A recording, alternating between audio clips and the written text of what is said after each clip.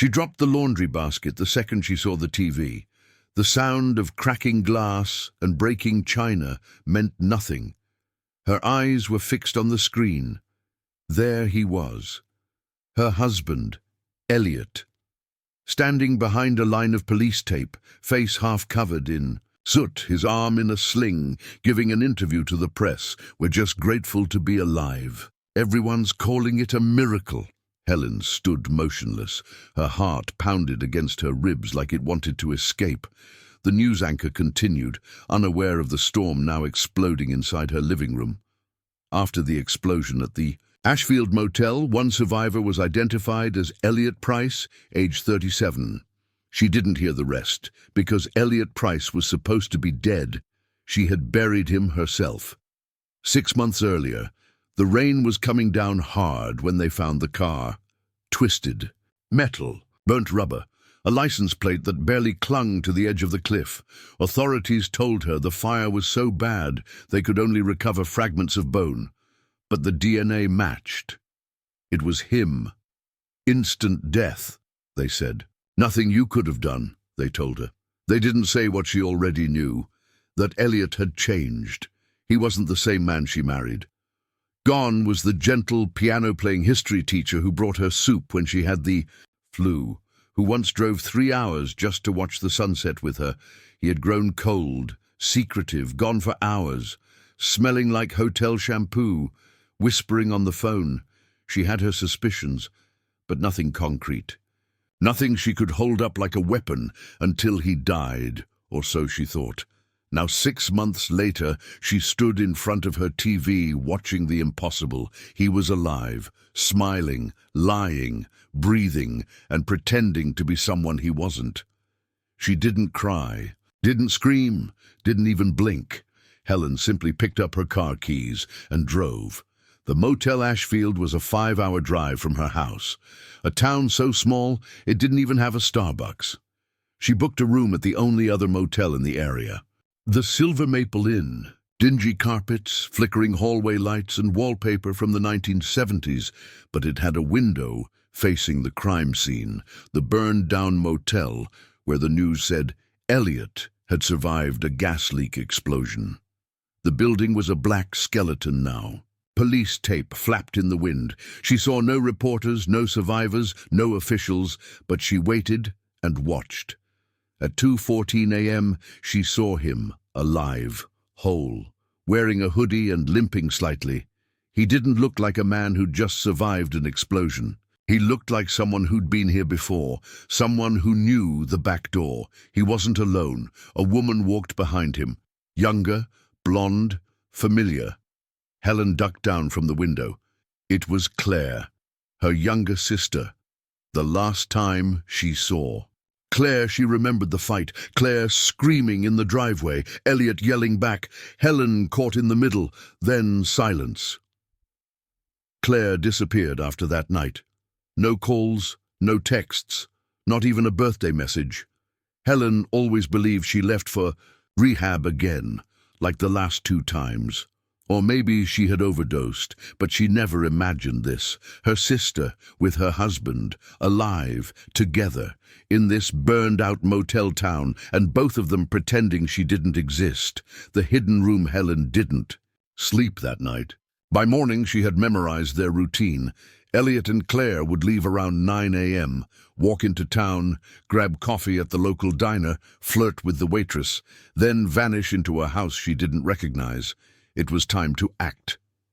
She followed them. The next morning, from behind a rack of dusty romance novels in the thrift store, she watched them hold hands, laugh, kiss, like they were married, like her life had never existed. Something inside her cracked, not like glass, like ice, slow, deep, final. She broke into the burned motel 2 nights later. She had to know why. Why fake? His death? Why run? Why take Claire? Why leave her behind with grief so deep she stopped eating, stopped sleeping, stopped being Helen? The back of the motel still had access through a busted laundry room window. She climbed in, heart pounding. Everything smelled like wet ashes and old chemicals. Her flashlight beam danced over charred mattresses and melted sinks. Room 103 still had a door. Barely. She kicked it open and froze. There, taped to the wall, was a photo. Her wedding photo, ripped down the middle. Her half burned. Elliot's, intact. Beside it, a map, pins, red string, a plan. This wasn't just a love affair. This was a setup, the name on the paper. She searched the drawers, overturned the mattress. In the closet, behind a loose panel, she found a small box. Inside it, documents, passports, fake IDs, cash, and a piece of paper, folded neatly. Yellowed edges, burnt on the corner. She opened it slowly. It was a marriage certificate, Claire and Elliot, dated 3 years ago, before the accident, before the lies, before the funeral. Helen sat on the burned floor, shaking. She wasn't his wife. She was the mistress. Screech, the sound of tires outside, voices, footsteps, they were back. She shut off her flashlight, heart racing, and then, I told you we should have burned that room. She's not stupid, Elliot. It was Claire. Relax, she has no idea. She's probably moved on. His voice. Helen didn't move. The door creaked. The floor groaned. Someone stepped inside. A shadow crossed the hallway. And then the closet door she was hiding behind started to open. The door creaked an inch. Helen didn't breathe. Didn't move, didn't blink. She counted the footsteps. 1, 2, 3. Then a voice. Too close. This room smells like smoke and old regret, Claire muttered. Elliot laughed quietly. You'd know something about that. A pause. Then retreating footsteps. The door shut again. Fading voices, a distant laugh. Helen waited 30 seconds, then 60. Her legs were cramping, her hands numb. Still, she didn't move until she was sure. When she finally slipped out of the closet, her heart was pounding so hard she thought it might echo through the walls. She grabbed the documents, IDs, passports, cash. Then she ran, back at the Silver Maple Inn. The curtains were shut, the lights off. Helen sat on the edge of the creaky motel bed, the marriage certificate in her lap. Claire Elizabeth Price, Elliot James Price. Date, July 15th, 2019, 3 years ago. Helen and Elliot had been married in 2020. She wasn't the wife. She was the cover, a backup plan, a distraction. She wanted to scream, to destroy something. But she didn't. She opened her laptop and started searching, uncovering the truth, every little detail she had ignored over the past 3 years. The late-night work trips, the burner phone she found once, the strange emails marked with nothing but numbers. They came back like ghost hands around her throat. She searched public records, property ownership, legal filings, old news reports. That's when she found it. Claire Price was legally declared missing in 2018. A police report filed by her then-boyfriend. The same boyfriend Claire accused of abuse during a drunken Thanksgiving rant. And Elliot? He worked at the same insurance company as that man. Different departments, different floors. But same building. Her stomach dropped. They didn't just run. They erased someone. And now Elliot was in a news report as a miracle survivor. Why? Because someone needed to die again. A dangerous message. Helen didn't sleep. By morning, her decision was made. She walked into the Ashfield police station carrying a flash drive with copies of everything. The marriage certificate, the fake IDs, the forged papers. She asked to speak to a detective.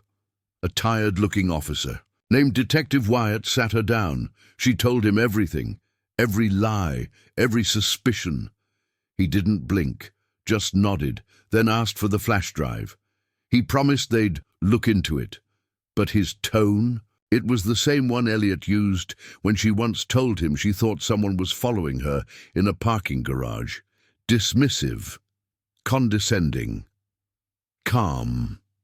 She left the station feeling like she'd handed over gold to someone who only saw gravel. They knew that. Night, someone knocked on her motel door. 3 sharp knocks, she froze. Another knock, she slid quietly to the peephole. No one there. She opened the door a crack, her pepper spray in one hand. On the doormat was an envelope. Inside, a photo of her, leaving the police station. And a note. "Stop digging, Helen. You're not ready for what's underneath." A phone call from the dead Helen packed her things in 30 minutes. She was ready to drive home and burn everything in her past. Then her phone rang. Private number. She answered with shaking hands. "Helen?" The voice was raspy, old, familiar. "This is going to sound insane, but I need you to listen." "Who is this?" A pause. Then, "It's Daniel, Claire's old boyfriend, the one she said abused her." "That wasn't true. She framed me." Helen couldn't speak. "I saw the news clip. Elliot's alive. That confirms it.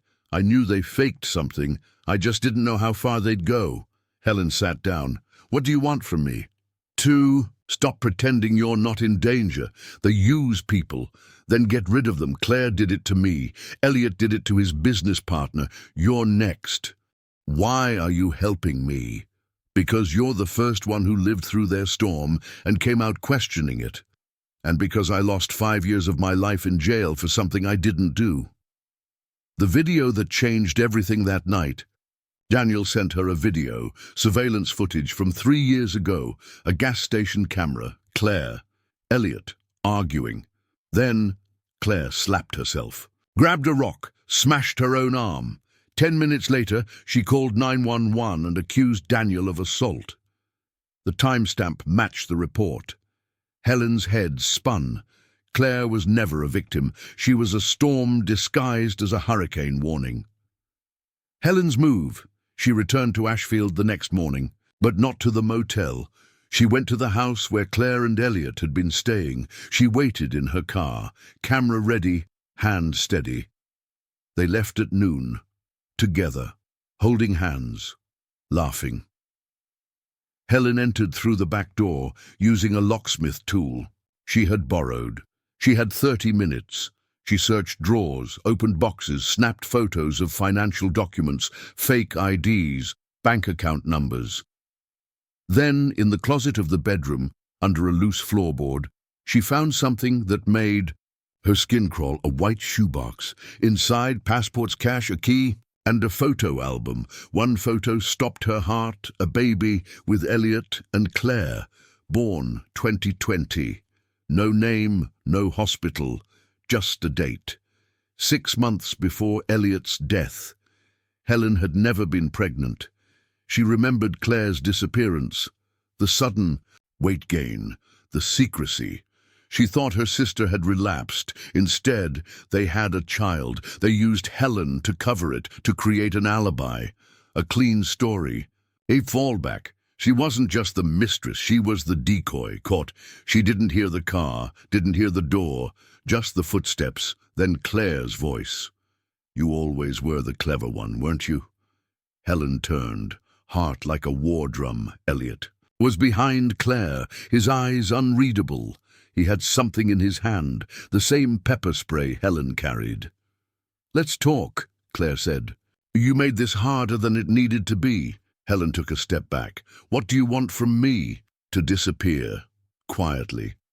Or we'll make it look like you never existed to begin with."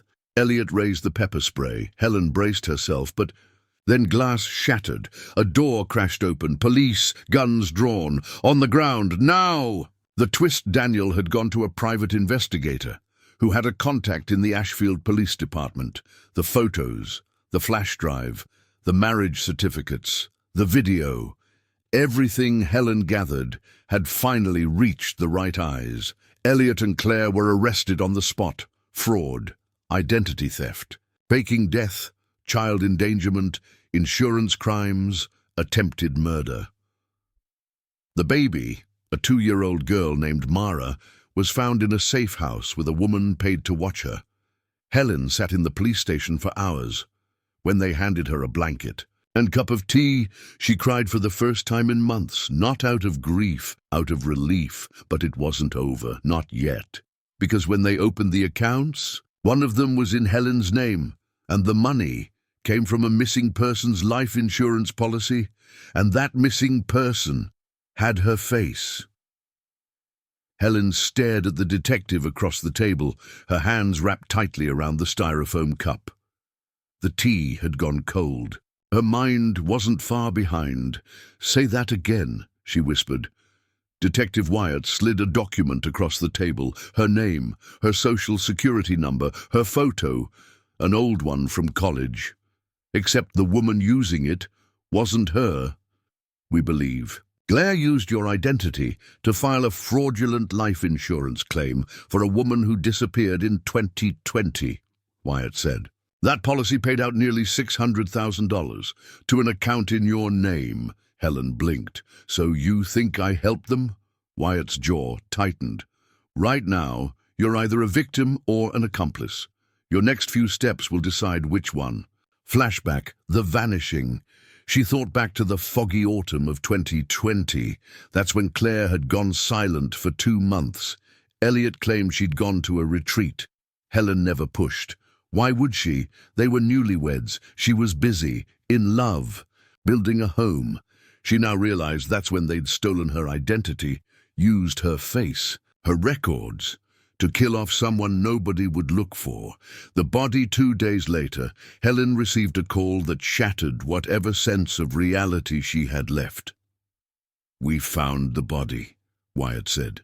"A woman, dead for 3 years, buried in a remote part of Idaho, teeth shattered, fingers broken, face disfigured, but the DNA didn't match Helen. Didn't match anyone in the database. No name. No history, just a corpse with her ID in her jacket." "She was made to look like you," Wyatt said quietly. "We think Claire and Elliot staged the scene to frame your death, or someone else's, possibly both." The truth about Mara. The child, Mara, had been taken into protective custody. Helen couldn't stop thinking about her. 2 years old, found. In a safe house, no birth certificate, no records, just the child of monsters. But something didn't sit right. When Helen saw her for the first time through a glass window at Child Services, her heart cracked. Those eyes, she recognized them. Not Claire's, not Elliot's, her mother's DNA. Doesn't lie, the results came 3 days later. Helen was Mara's biological mother. She collapsed when she read the report. She hadn't been pregnant. She would have known, except her mind started digging through half-buried memories.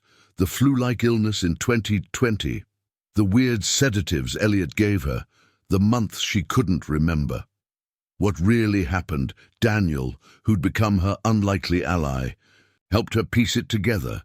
In 2020, Claire and Elliot drugged Helen, used her for something they never meant to be traced. A forced surrogacy. Or worse. The baby wasn't a child of love. She was a bargaining chip. For money, for leverage, for insurance. Helen was never meant to find out. She was meant to die, or vanish, with the rest of the lies. A final puzzle, Helen started digging into Claire's past. The arrests, the false accusations, the broken trail of destroyed relationships. And then she found a name, Rebecca Vale, a nurse at a fertility clinic. Fired in 2019 for tampering with samples. Her photo, the same woman found buried in Idaho. Claire had used her as the decoy, stolen her identity, her life, just like she tried to do to Helen. The break-in, the night after Helen gave the police her final file on Claire's crimes. Someone broke into her motel room, not to kill, to steal. They took her laptop, her documents, her backup drive, but they missed one thing, the flash drive around her neck, encrypted, hidden in a locket. Everything was still safe. One last visit. Helen went to see Claire in jail. She needed answers and closure. Claire looked tired, less human. "I always knew you were too soft for this," she said with a bitter smile. "Why me?" Helen asked. "Why use me?" Claire shrugged. "Because you had everything I never did. A clean name, a boring heart, a trusting nature. You were perfect, disposable, easy. Helen leaned in. And the baby? Claire's eyes flickered. Then, for the first time, something like regret crept across her face. She was never meant to exist, Claire whispered. We were going to sell her. But then I held her. And I couldn't. So I gave her to someone who could keep her hidden. Helen's fists clenched. You stole a life. From me, from her. Claire's gaze darkened. And yet here you are, still breathing, still playing mother to someone you never knew you had. Helen stood. I'm not playing, I am her mother. The aftermath. Elliot took a plea deal in exchange for testifying against Claire. He claimed Claire manipulated him, but Helen knew better. They were partners, in love, in crime, in cruelty. Claire got 25 years without parole. Elliot got 12. Helen got Mara. It wasn't easy. The court process dragged on. The therapy was brutal, but slowly, piece by piece, she began to rebuild. 1 year later, Helen stood in her small cottage, holding Mara in her arms. Outside, a storm rolled in. But inside, it was warm, safe. She watched her daughter sleep, her tiny fingers curled around a stuffed bear. Then she whispered, "You were born in the dark, baby, but you'll never live there again." The scars didn't fade. The nightmares didn't vanish, but they stopped winning. Because Helen had done the unthinkable. She survived monsters and became a mother, not by chance, but by fight. It was exactly 4:17 a.m. when Helen's phone rang. Unknown number. She didn't answer. Not at first. But then it rang again, and again. She finally picked up on the fourth try, whispering so as not to wake Mara, who was curled against her chest. "Hello." There was a pause. A slow exhale, then a voice she hadn't heard in over a year. "You thought this was over?" Her blood turned to ice. Elliot. The escape 2 days earlier, a prison transport van flipped on a wet Idaho highway. 1 officer dead, 2 injured, and Elliot gone. Authorities didn't release it publicly, but Detective Wyatt had called her the same night. "Don't panic, we've secured your location." But panic didn't care for logic. Helen hadn't slept since. Now, hearing his voice, it was real. The offer. Elliot didn't threaten her, not directly. Instead, he said something worse. "Claire's journals. I have them. Every detail, every plan, even the real name of Mara's biological father." Helen froze. "You're lying." "Am I?" he said calmly. "What if I told you Claire used an anonymous donor, but not the legal kind? What if Mara was never just yours?" Helen's heart dropped. "What do you want? A pause? Meet me, one time, one place, then I vanish forever, or I go public. You know how the media loves a twisted mother-daughter story." "The decision," Wyatt begged her not to go. "This is bait. You don't negotiate with narcissists. He's not after information. He wants control." But Helen couldn't live with what if. If there was even a chance that Mara's future depended on one final truth, she had to try. She made a plan, took backup, hid a tracker, and went. The last meeting, an abandoned train yard outside Portland. Fog, rust, silence. Helen arrived alone, or so it appeared.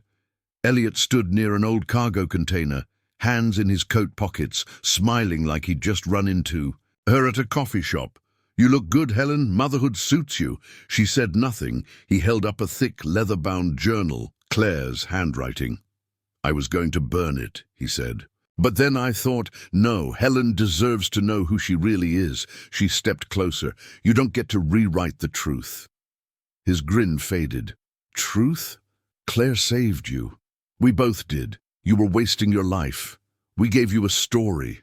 We made you stronger." Her voice cracked. "You stole my life, drugged me, took my child. You broke me." His eyes flashed with that old coldness. "No, we revealed you. There's a difference." Then he tossed the journal at her feet. "Take it.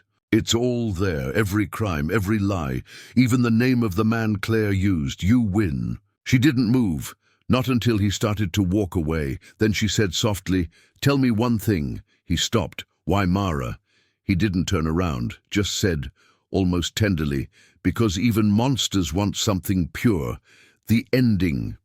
And the twist. Helen waited until he disappeared down the tracks. Then her backup, Wyatt and his team, moved in. But Elliot? Gone again. He'd planted a fake tracker in the journal, led them in circles. It was another manipulation, another game. But this time, he didn't win. Because the journal, it was real. The truth about Mara Claire hadn't lied entirely. Mara was Helen's biological child, but the father, Elliot, not from love, not from consent, from violation. Helen dropped to her knees when she read the entry. She vomited, screamed, tore through pages like they might change the ending. But it was all there. Claire knew. She let it happen, planned it, supervised it, because she believed it would bind them all together forever. The Fire Helen made one decision that night. She took the journal to a secluded place, burned every page. Then she called Wyatt and made a statement. "I won't run anymore. I won't chase ghosts. If Elliot shows his face again, I'll be ready." 6 months later, Helen was still raising Mara in that same quiet cottage. Therapy was hard, sleep was inconsistent, but peace was coming. Mara laughed more now. She had a favorite doll named Lila. She asked questions about stars. She didn't know her origin. She didn't need to, because love, real love, was rewriting her future every day. Final confrontation, twist ending. It was late spring when Helen found the letter. In her mailbox, no stamp. No address, just her name. Inside a photo of Mara taken recently from a distance, and 2 words written in black ink. "Still watching. Helen's choice." She didn't cry. She didn't panic. She picked up the photo, walked inside, and locked the door. Then she placed the photo in a box labeled for Mara. One day, because the past would always be there. But so would she. And this time, she wasn't alone. Final words. Some stories don't end with justice. Some end with survival. And sometimes survival is justice, the end.